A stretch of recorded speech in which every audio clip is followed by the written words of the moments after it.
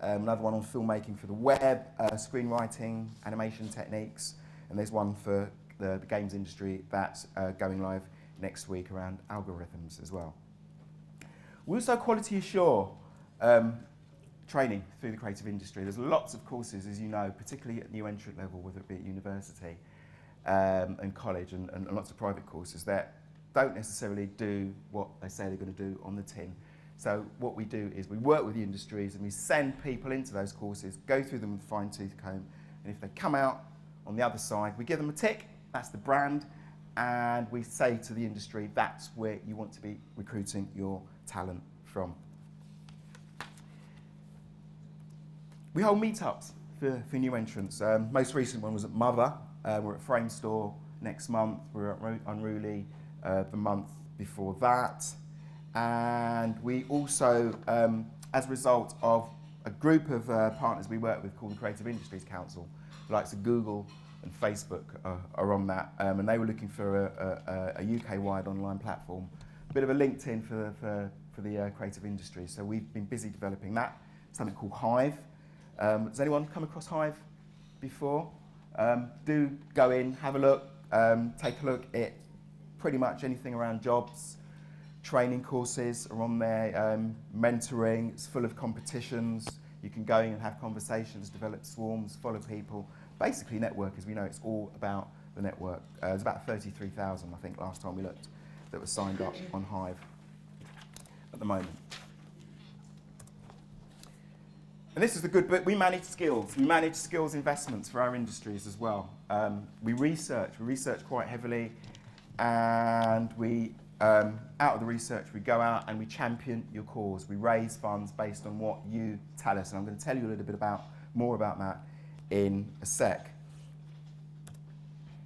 And there's our research. So, bit of a straw poll, quick quiz for you on a Friday morning. Roughly, how large, out of our research, do you think London's creative workforce is? Show of hands, 300,000. No, okay. 500,000. No. Oh, one on 500,000, okay. 700,000. Yeah, okay, we've all gone for 700,000. Yeah, you're all right. In fact, well, there's actually 500,000. We actually, in the UK, for London, we account for a third of the UK's creative industries, and it's about 500,000. However, outside the sector, so outside the agencies, you hear about all the banks downsizing. Well, guess what departments are upskilling in the banks? It's the creative industries, it's the creative, it's the marketing departments, and that's going right across the industries. And outside the industries, we actually account for 700,000 jobs, as well as, so if you put creative industries as well as the non-creative sector together, it's about 700,000. So we punch well about above our weight. And this is just a taste of what some of the other sectors, what some of the other publications are saying about us. London First there in the bottom right-hand corner.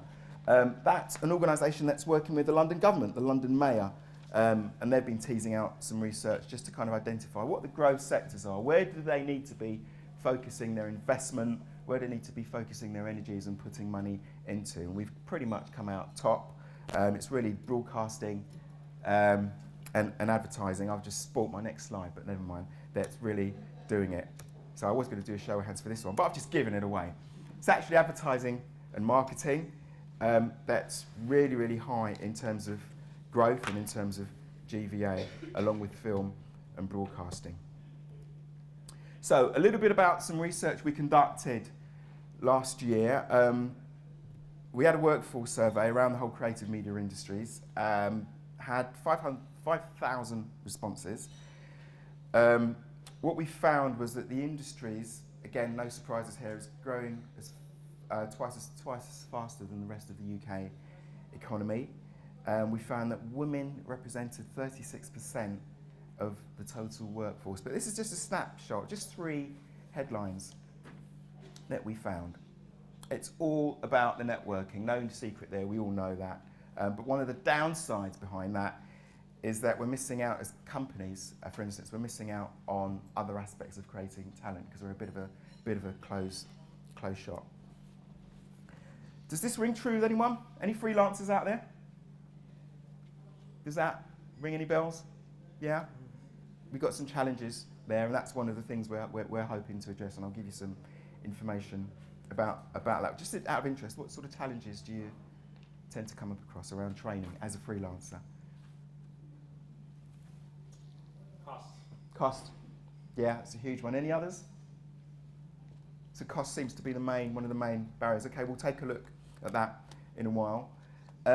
Ladies, we're losing your expertise. We're hemorrhaging your talent and your skills. You go off and you have your career breaks and you try to come back in, and what we found is that it's not as easy as it should be. Does that ring a bell for any of you ladies out there at all?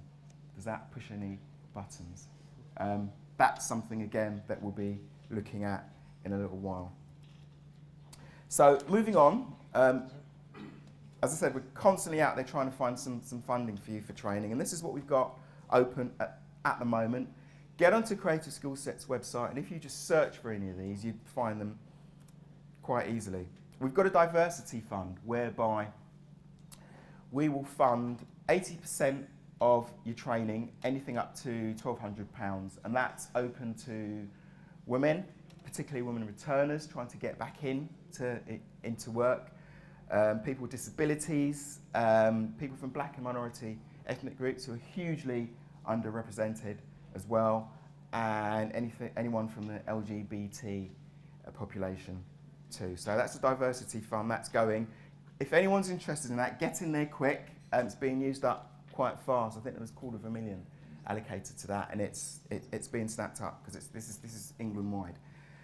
Hot off the press, again, open to anyone from an LGBT background. Stonewall have collaborated with us, and they're developing a leadership program, and again, they'll pay 80% of the costs. Closing date for that is the 5th of October, so again, I believe that's happening later on in October. Do get in as quick as you possibly can. Priority training, this is a good one. Any companies have a few staff, if you've got a specific need, for example, you need to skill up quite quickly around code or around some Illustrator, we will fund a huge proportion of that for you. It is a bidding process, so it would mean getting in contact with myself and I'll help guide you through it. But I'll give you my details at the end. Feel free to drop me a line. I'm quite happy to talk that through with anyone. And again, that's right across the company. We've got some underspend at the moment, particularly around games, VFX and publishing, and radio and animation as well. But doesn't matter, don't worry about it. Get in, give me a bell as soon as you can, and I'm quite happy to see what we can do to support you. On the film side as well, we deliver bursaries. We work quite heavily with the film industry. They pay a film levy, and any industries that pay a film levy, you've got more money to float about. So we fund bursaries. We even support them going out, working internationally and looking at their management and leadership as well. So moving on, we are about to embark upon probably what will be the biggest piece of research ever. We haven't worked as well with the agencies and designers previously, and we're looking to gather as much intel about you guys as we possibly can. The more info we have on you, the more we can take that data and then aim to support you. It's the most comprehensive piece of work we've done. We usually conduct a census every 3 years or so, and it's more specific than the workforce survey. It gives us a snapshot. It's a much, much larger sample, and it gives us a really good idea around the size and the shape of the workforce. This one's aimed at employers. So just as any other census, an employer will fill it in on a certain day of the year to give us a snapshot of how their organisation is looking in terms of their demographics, their makeup, the background of the staff there, what their pains are, what their niggles are going forward, and that gives us an idea of how we can support them. How can we influence government policy, basically just to get more funding for you and to make sure that skills are being invested in the industry. Although the industries are growing rapidly, and it is high growth, and we're still punching below our weight, above our weight, the actual investment in skills is it's very, very, very low, and there's a lot of work to do. We could actually be doubling our growth. So some questions for yourself. I was just going to ask you really, any hints and tips how you think we at Creative Skillset could hopefully reach a larger audience? Any information, any places, any clusters I should be approaching, any influencers I should be speaking to? Don't be shy, shout them out, and I'll be quite happy to. I mean, do you predominantly promote yourself in London now? No, we operate UK-wide. So this is across. I've not heard of Creative Skillset. So we need to have a conversation. Yeah, and Lancashire is the largest creative community outside of London. Absolutely. To be aware of. Yeah, yeah. So that'd be a good start. Absolutely, we'd hook you up. I've got a colleague who works out of the mailbox, and we kind of touch base with him so often. And he's quite young in terms of our presence there, but yeah, definitely interested to get your details and see how we can collaborate on that support. Sorry. Do you work with sort of agencies that take freelancers? Yes, absolutely. Yeah, definitely. And again, I'll be hanging around. I'll be in and out for the day. Do come up and speak to me. Any info you can support me with, any hints or tips and routes in. As I said, the more we can get, the better, the more intel. Higher. I think probably these types of things, you know, like you get bombarded with stuff on social media, so you never go off to look at it, but Yeah. we're forced to kind of do this sort of stuff, and it's interesting, but you know, it's kind of a captive audience, which is really good. So I think these kinds of talks are great Right. for these, you know, for getting point across. Thanks for that. So any other talks coming up soon, please do let me know, and I'll be happy to. What about your involvement with art colleges? Yeah, we work quite closely with a range of colleges. I mentioned the TIC, the Creative Skillset TIC. We look at their provision with the industry. We just look at specific courses, and if their courses come up to industry standards, we give them that TIC. And that allows us to work closer with them. So if we look at London, for example, we work quite closely with Ravensbourne, with Goldsmith, with St Martin's. There are a few others, and there are universities and art colleges right across the country that have got a range of different TICT programs as well. So yes, definitely working with them. But for purposes of this, we're actually focusing more on those who are actually in the industry at the moment, with the likes of the agencies. And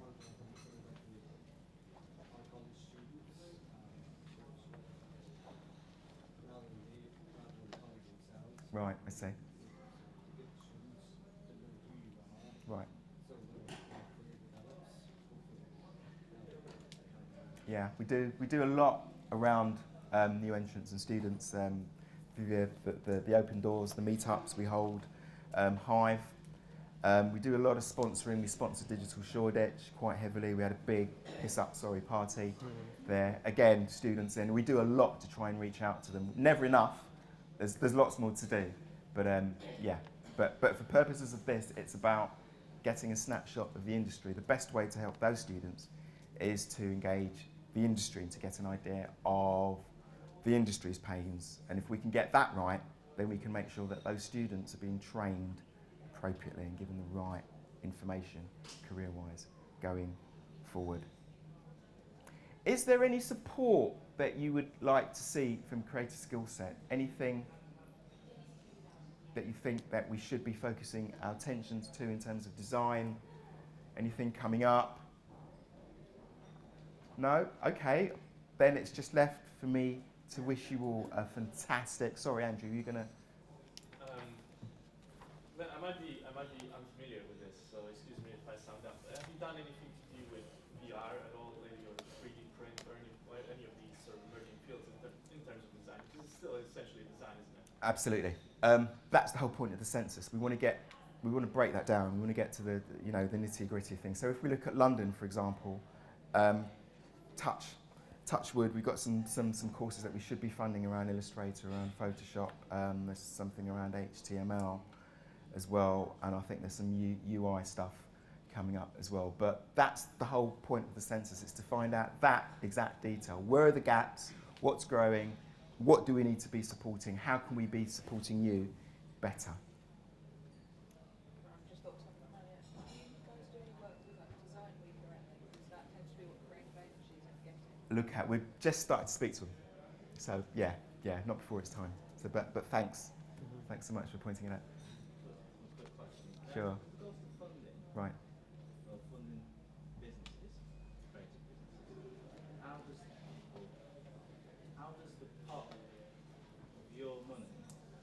It's not really ours, but Or, well, yeah. yeah, yeah. What's what I'm saying?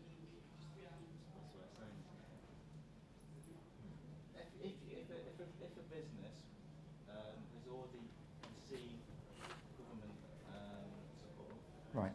through various development agencies, projects, are you only entitled to a certain amount per business? Or because it's a creative Right. I know a lot of funding.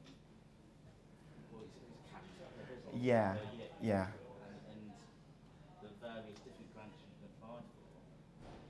But sometimes if you've reached your allocation funding per year, you can't. You've hit your limit. Some of that applies. There is something called state aid, whereby there is a cap on the amount of government funding businesses can get each year. Some of that falls within that remit, and some of that is outside as well. So each one, it depends on the funding pot. It can be quite complex, but we try and hide the wiring from you and try and speak in English. So each one is really just taken on its merits individually. Yeah. And then also, if you're an individual within the business, Right. could you apply for individual funding? Yes. Yes, as well. Yeah. Yeah. The idea is that coming out of the research, there should be something for everyone as best as we can. Okay, I'm going to shut up and just wish you all a fantastic day. I am going to be around. I'm really, really looking forward to catching up with you guys, the learning, the meeting, and of course the partying, and hand you back to Andrew. And except to say, please do get onto our website. Do go into the census. It's about 10 minutes to complete. Do send it around. Do spread the word. Do share the love. The more we've got together, we're greater than the sum of our parts. The more we can all support you. Thank you very, very much indeed.